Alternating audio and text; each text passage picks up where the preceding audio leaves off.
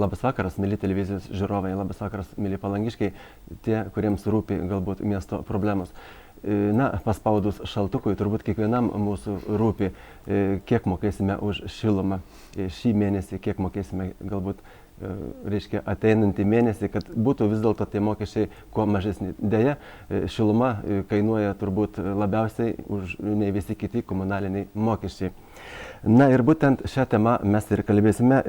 Studijoje dalyvauja viešosios įstaigos Atviros Palangos fondas direktorius gerbiamas Viktoras Kavolis ir Palangos miesto tarybos narys gerbiamas Ričardas Kurpius. Labas vakaras. Na, viešosios įstaigos Atviros Palangos fondas, viešoji įstaiga pati tokia kaip Atviros Palangos fondas, jo pavadinimas yra turbūt susijęs su Palanga. Jūs turite, kiek aš žinau, gerų idėjų, kas yra susiję turbūt su renovacija pastatų, su apšildymu ar... Vienu žodžiu, jūs norėčiau, kad pradėtumėt, tiesiog papasakotumėt žmonėms plačiau, kokių idėjų turite. Labas vakaras. Idėjų visada yra gerų. Bet problemai visada kaip jas įgyvendinti. Aišku, daug idėjų galime įgyvendinti su žmonėmis, jeigu paties namo gyventojai padeda. O šiuo metu egzistuojanti situacija Palangoje, tai yra, kai namus daugumoje atveju eksploatuoja butų ūkis, tai yra šiuo metu, sakykime, taip nesidaro konkurencijas. Aš kaip senas butų ūkio darbuotojas sugalvoju ir sudaryti konkurenciją.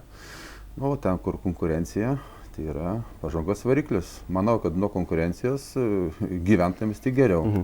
Gal galim plačiau šiek tiek paaiškinti, reiškia, sudaryti konkurenciją butų ūkiui. Na, eiliniam žmogui, kad tikrai žmogus suprastų, ką mes norim pasakyti. Tai yra gyvenamųjų patalpų administravimas, priežiūra jų.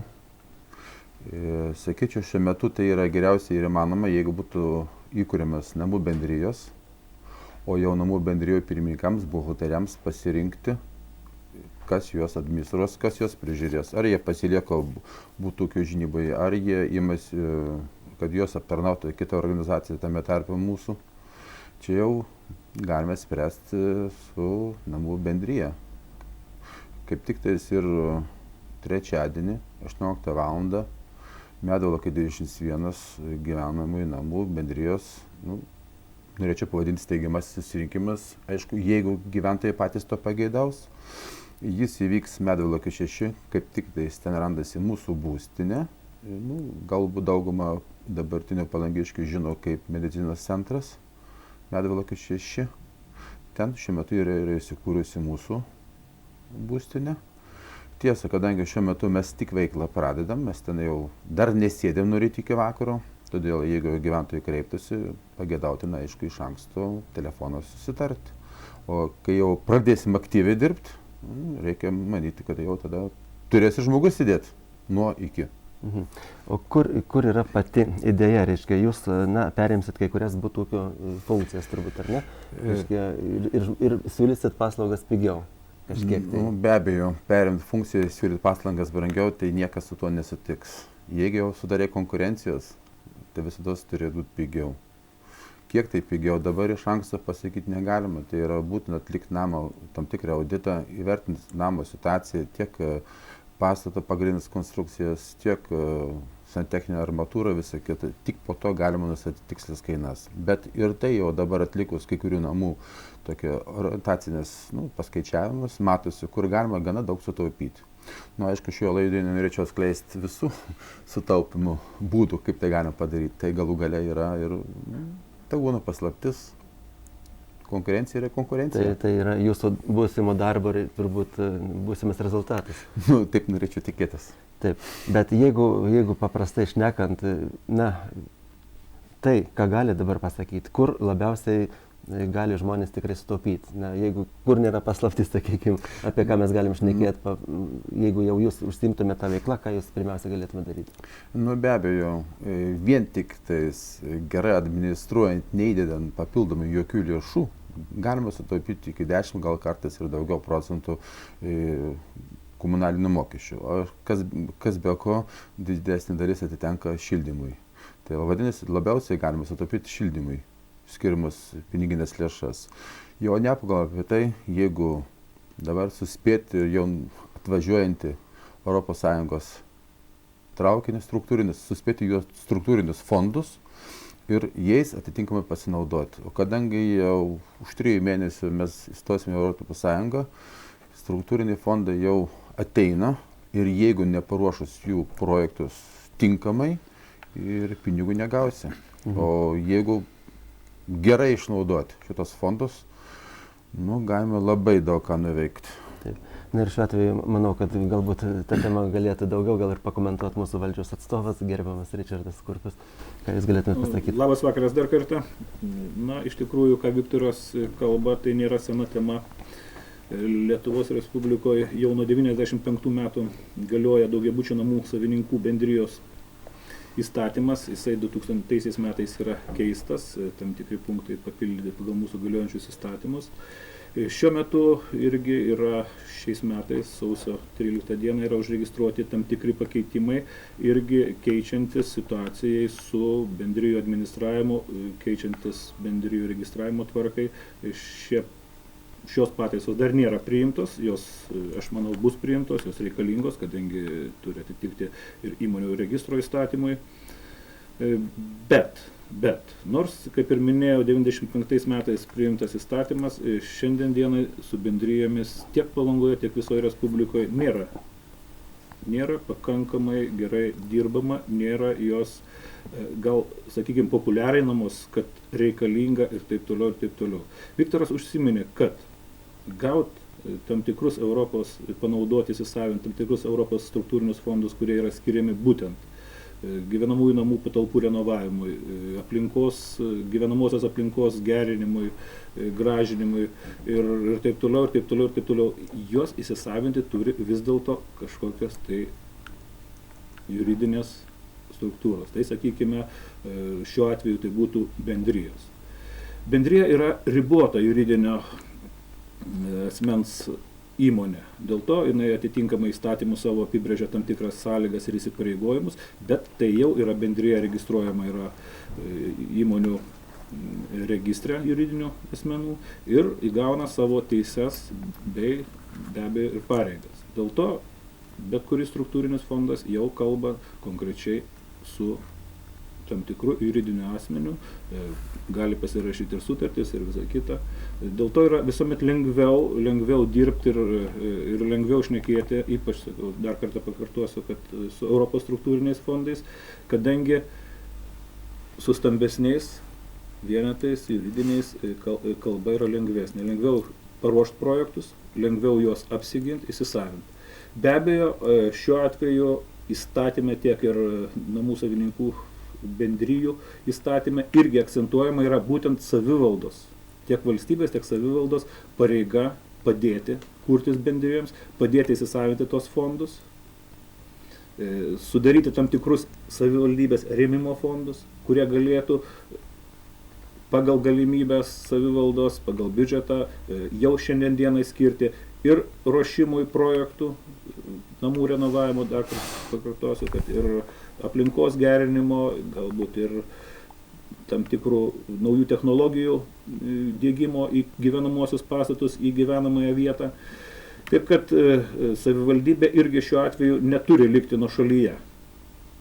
Gal tiek trumpai. Taip, ir jo labiau turbūt, kad savivaldybė irgi kaip kažkoks tai garantas būtų struktūroms, toms, kurios norėtų galbūt užsiimti renovaciją ir taip toliau. Taip, savivaldybei, sakykime, bendrija, tai liktais tai yra maža įmonė, mažas juridinis asmo, tai yra tam tikri ir savivaldybei šiuo metu sudaryti rėmimo fondai, tai yra smulkių įmonių rėmimo fondai, jau galima šiandien dienai naudotis, taip pat fondo bent jau ir įstatuose ir nuostatuose yra numatyta, kad gali fondas būtent garantuoti paskolų ėmimą, gali tam tikras dengt palūkanas paskolų ėmimo, be abejo reikia naudotis. Na, norėčiau gerbiamą Viktorą paklausti, kodėl jūs, tiesiog iš kur ta idėja kilo tokia, kad pradėti tiesiog konkuruoti, jeigu taip liaudiškai sakant, su butų ūkiu. Ar tai jums, ar tai apsimokės jums galų gale? Tuo klausimu galiu tiek pasakyti. Verslininkas eina ten, kur galima uždirbti, o eidamas į kitą darbą visada rizikuoja. Galų gale visada rizikuoja ir tam pačiame darbe.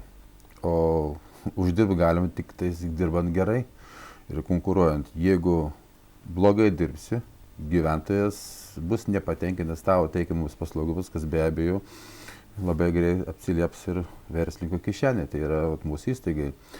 Na, iš kur kilo ta idėja? Aš pats asmeniškai prieš keletą metų renovavau pastatą ir eilinę žiemą gyvenu gana šiltai ir žinau, kiek aš sukūrenau prieš renovaciją, kiek dabar. Tai gyvas pavyzdys, tai geriausiai pavyzdžiai ir būtų tokie gyvi pavyzdžiai, kad ir dabar imčiau Debreceno gatvėje renovuotas pastatas. Čia Klaipėdoje. Taip, Klaipėdoje. Renovuotas pastatas. Žmonės irgi ilgai sprendė, ką daryti, kaip daryti, abejojo, bet vis dėlto pasiryžo ir pasiėmė vieną iš didžiausių Klaipėdos mieste kreditų. Kreditai šiuo metu noriu trupučiuką dar patikslinti, kad jeigu bendrijos įima kreditą namo renovacijai, tai yra suteikiamas su valstybė garantija ir gyventojams nereikia įsigąsti, nereikia keisti būtų. Taip ir jie paėmė iš valstybės garantijų kreditą, su valstybės garantija 770 tūkstančių, ir ant 10 metų. Ir jau bendrijos pirmininkas mąstė, kad daugumas gyventojų atiduos anksčiau, kadangi dalis to kredito paimta būtent bus sutaupyta iš apšiltinimo, visą kitą. Bendrais paskaičiavimais jie dabar jau šneka, kad jie sutaupo apie 60% įvairių komunalinių mokesčių, o tai turint galvoje, kad rytoj tie komunaliniai mokesčiai, ypatingai šildymas, elektra, dar brangs, tai galima suprasti, kiek galima sutaupyti. Jeigu būtų laiku prižiūrimas gerai pastatas ir eksploatuojamas, aišku, imtis renovacijos. Ir kiek suprantu, vis dėlto tai yra pirmieji žingsniai, tai yra tik tai tokios, ne visai sakyčiau, kad tik idėjų lygis, bet, kaip suprantu, reiškia, trečiadienį sakėt, bus jūsų susirinkimas, kviesit žmonės, kad kurtų daugiabučių namų bendrijas, ar ne? Tai bus pirmasis žingsnis į šitą, reiškia, sistemą. Pirmas žingsnis tą sistemą ne, čia būtų tik pirmas susirinkimas. Pirmas žingsnis pradžiai reikėjo gauti krūvą įvairiausių dokumentų, leidimų, išsilaikyti egzaminus Vilniuje ir važiuoti ir kursus lankyti, aišku, ir daug dokumentų išstudijuoti, nes taip pradėti niekas neleidžia užsiimti šitą administravimu. Tam reikia gauti atestatą. Buvo gauti visi dokumentų leidimai, todėl mes turime visą leidimus vykdyti šiai veiklai, daugiabučių namų administravimai. O, kaip minėjau, trečiadienį būtent bus pirmas gyventojų susirinkimas. Kaip jis pavyks, labiausiai priklausys nuo gyventojų, ant kiek jie patys norės geriau gyventi. Nes tai yra naujovė ir žmonėm yra, aš įsivaizduoju, galbūt ir sunku, kad dar suvokti, kad jie gali gyventi šilčiau ir mokėti mažiau. Aišku, tai yra, mes suprantam ir iš tų pokalbių dabar tikrai suprantam, kad žmonės šiuo atveju tik išloštų, nepraloštų. Tačiau, reiškia, didelis dar darbas prieš akį jums, reiškia, dirbti su žmonėm, kad išaiškinti jiems, ką tai reiškia. Turiu pasakyti, kad su žmonėm darbas vis yra sudėtingas ir sunkus. Tuo labiau, kad turiu jau daugiametę praktiką, esu dirbęs būtokių valdybos viršininkų toje sistemoje ir taip šitas darbas nėra naujas. Aišku, per tą laiką daug kas pasikeitė, kai nedirbau kurį laiką, bet principai išliko tie patys. Aš paantrinsiu Viktorui, kalbėjo renovavimas. Iš tiesų, šiandien dienai Palangoje vyksta tam tikras judėjimas būtent su pastatų renovavimu, tačiau jisai pakankamai yra šiandien stichinis. Sakykime, šiandien dienai daugiau akcentuojama yra į šiluminių mazgų ir šildymo sistemų renovavimą, tačiau paliekama pačių gyvenamųjų namų, kur yra prarandama didžiausia šilumos energijos būtent per langus, per pastato konstrukcijas, sovietmečiai statytus pastatus. Iš tikrųjų, šis dalykas turėtų būti ir tiek ir gyventojams aiškinama, tiek ir turbūt ir besikuriant bendrijom, kad vis dėlto turi būti sprendžiama kompleksiškai. Pradedant šiluminiais mazgais, šildymo sistemomis, karšto vandens sistemomis, taip pat pereinant prie pačių pastatų renovavimo, nes tai turbūt yra irgi šilumos praradimas, tai yra apie 40%, man atrodo, šilumos yra prarandama vis dėlto per nesandarius langus, nesandarias statybinės konstrukcijas, dėl to šitų namų renovavimas turi eiti kompleksiškai. Ir tada gyventojai, nors iš tikrųjų tai ir sumos nemažos būtų kvadratiniam metrui, ten sakykime, bet tačiau atsipirkimas ir šitų įdėjimo lėšų, jisai žymiai greitesnis bus santykinai tą, kas dabar yra padaroma šilumos tiekėjų atžvilgiu. Aišku, tai yra gerai ir kad šilumos sistemos yra renovuojamos, tačiau jos, nežinau kodėl, tai ar konkurencijos atžvilgiu, ar tai yra lengviau parodyti investicijas, ar tai lengviau surinkti pinigus.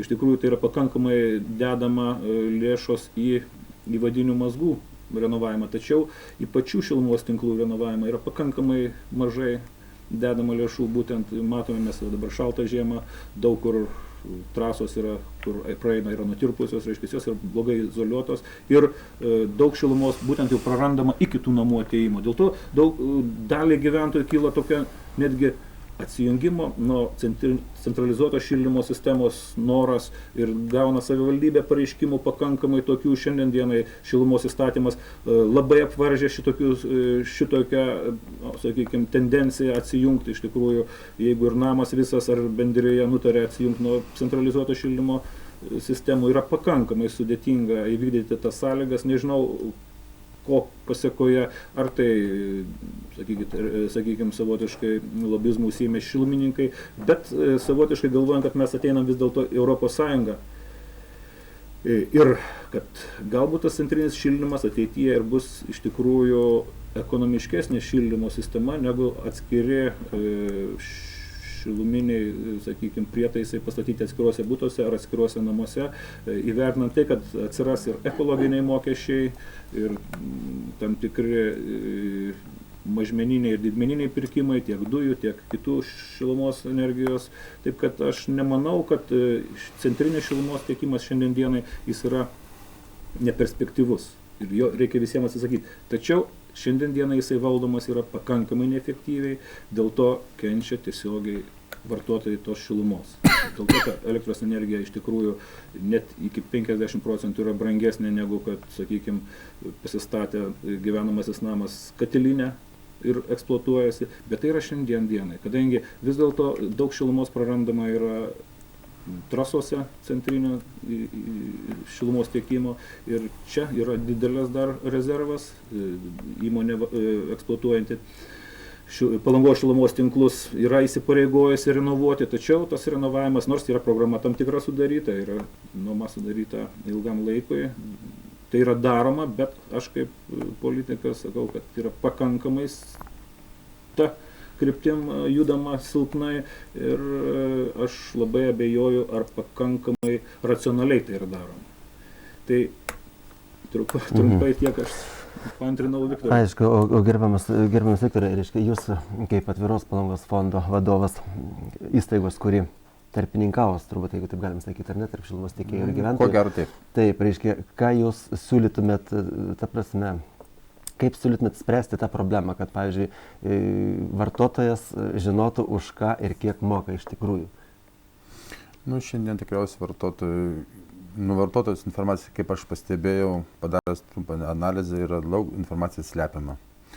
O pavieniui vartotojui, pavieniui namui kovoti su tiekėjais, praktiškai yra neįmanoma, nes tiekėjai šilumos visus yra suinteresuoti paduoti daugiau namo šilumą, kai nebūtų galbūt tiesiog reguliuojama, nes nuo to gyventojai daugiau moka, jeigu daugiau duos šilumos, nors kartais tam namo tos šilumos tik ir nereikia. Be abejo, jeigu jis pats už tai gauna ir pinigus, jis pats prižiūri, tai tvarkos tikėtis sunku. Tai čia būtent nuo to, kiek aš jau ir suprantu, reiškia, priklauso ir tas mūsų išlaidos už šilumą.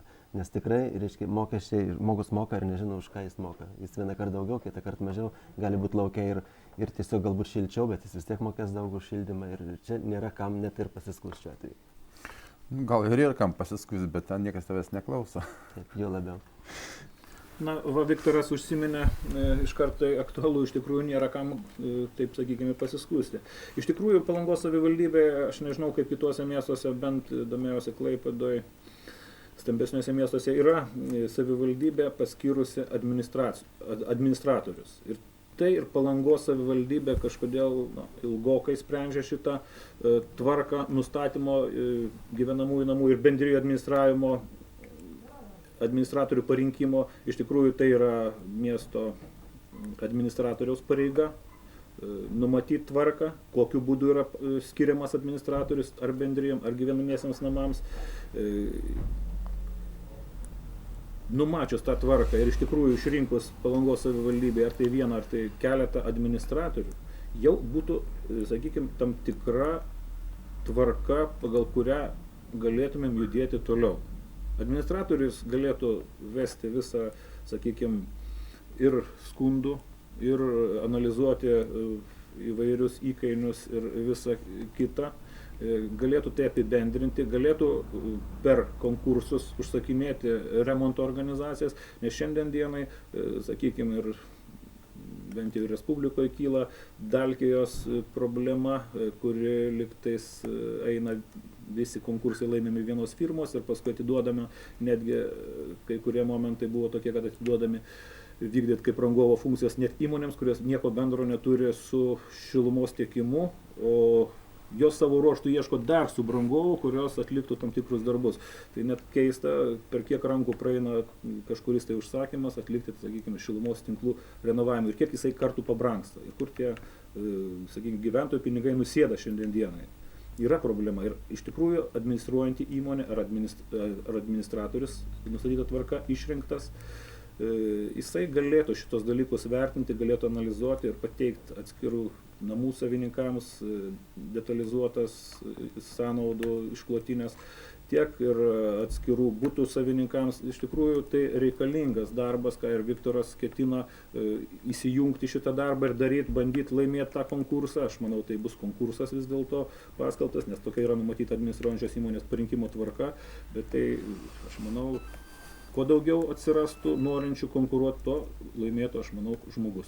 Bet ko gero, Palangoje daugiau, aš kaip suprantu, ir neatsiras tokių dalykų, nes tai yra pakankamai didelis ir atsakingas darbas, ir patirties, ir visa kita reikalaujantis darbas. Taip, aš nemanau, kad imsis administravimo funkcijų įmonė ar kas, kuri nėra dirbusi šitoje sferoje ir tik tais dėl to, kad galima būtų už tai uždirbti. Iš tikrųjų, veiklos rytis yra, plati yra veiklos rytis, bet šiandien dienai aktyvumo nėra iš tikrųjų. Ir tai labai gerai, kad atsiranda tiek ir šiandien dienai butų ūkis keičia savo valdymo formas ir darbą, tiek, ir gerbiamas Viktoras kalba apie tai.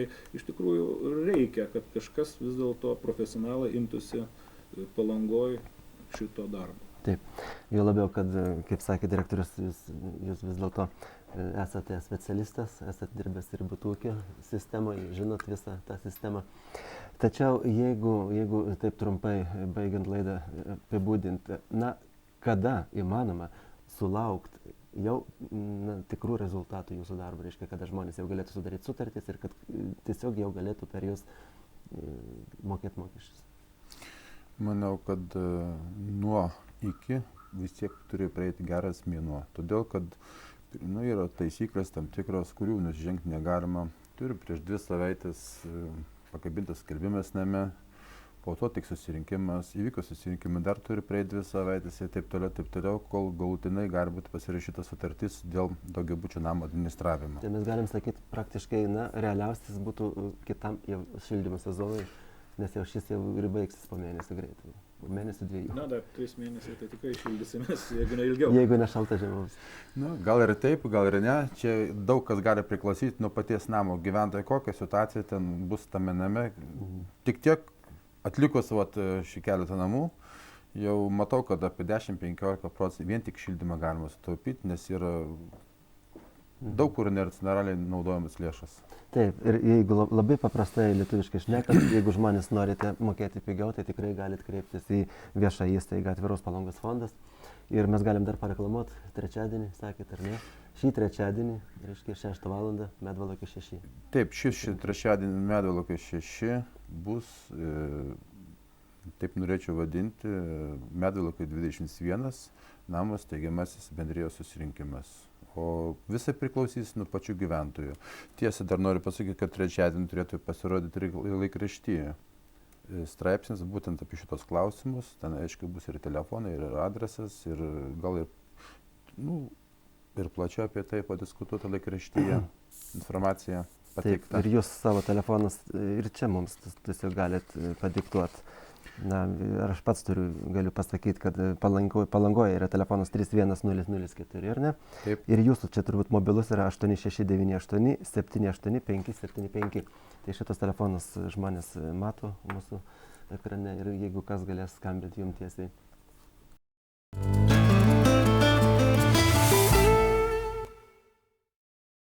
Na ir galbūt pabaigai dar norėtumėte jūs, gerbiamas. Taip, gal tada aš baigdamas pasakysiu tiek, kad šaunu, kad vis dėlto atsiranda Palangoje įmonių, asmenų, kuriems iš tikrųjų rūpi Palangos miesto gyventojai, rūpi kaip jie gyvena, rūpi jų sąnaudos gyvenamo būsto išlaikymui. Savo ruožtu aš norėčiau irgi užtikrinti, kad vis dėlto ir savivaldybė tą, ką turi atlikti. Mes tiek ekonomikos komitete, tiek kitose komitetuose savivaldybės persižiūrėsim, perkalbėsim su administracija, kad kuo greičiau būtų galima tas problemas, kur privalo ir turi spręsti savivaldybė, jos būtų sprendžiamas. Ir bendradarbiaujant su atsirandančiom įstaigom, esančiom įstaigom, spręst miesto gyventojų problemas. Na ir pasirodo, kad vis dėlto tikrai tie žingsniai visai netoli, reiškia, nereikės laukti ir kito šildymo sezono, tai labai džiugu. Na, jeigu dar gerbiamas direktorius, jeigu norėtų žodį. Kad ko gero. Taip. Daug pasakyta.